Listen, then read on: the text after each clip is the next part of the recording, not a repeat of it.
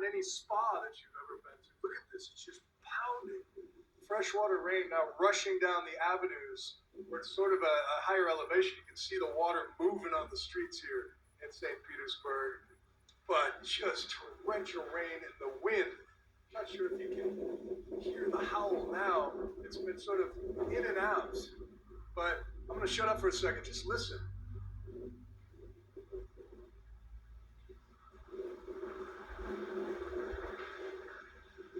That is the soundtrack, and depending on where you are in this city, there's car alarms by all these vehicles that were parked high to keep them out of the flood zone, just going off as they're being rocked by the wind.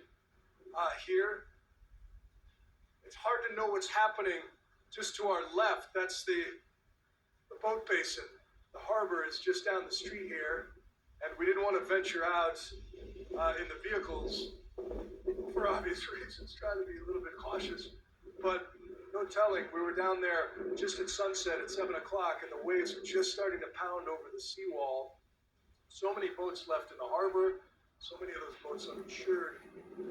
First light will reveal so much about what went on here, but what strikes me is much the way that Hurricane Helene picked up trillions of gallons of water and dumped them inland hundreds of miles from the coast. This storm is moving so much water across the entire peninsula, and the water is so the ground is so saturated, Anderson, as you've been mentioning. That means trees coming down, that means power lines coming down. From what I understand, we're over 1 million customers without power in the state of Florida already, and miraculously here in St. Petersburg we still have it. But this is going to be a mess in the morning, Anderson. Bill, thanks. We're going to check in with you throughout the night. I mean, this thing it's really changing, every couple of minutes. It's very unpredictable, Caitlin. It's fascinating to see it up close. I mean, I'm glad so many people here heeded evacuation warnings. Yeah. I'm glad that there are a number of shelters here in Bradenton. People, I talked to a number of officials in various counties. People really seem to have heeded a lot of the evacuation warnings, and that is, when you see the power of this storm right now, that is certainly good news. You can see power where we're at is flickering on and off, but it's a very dynamic situation here right now. And Anderson, everyone's tweeting at me asking about your safety, everyone's safety. Obviously, if you need to go inside, let us know. But, we're just getting word from the White House that President Biden was speaking with a bunch of the mayors in the areas that are expected to be hardest hit before Milton made landfall. Were the officials that you spoke with today surprised by how quickly this got moved up? Because at about lunchtime today, we didn't expect this to hit until 11 p.m., and then it was moved up to 8. And now, of course, we're seeing it in full force right now where you are.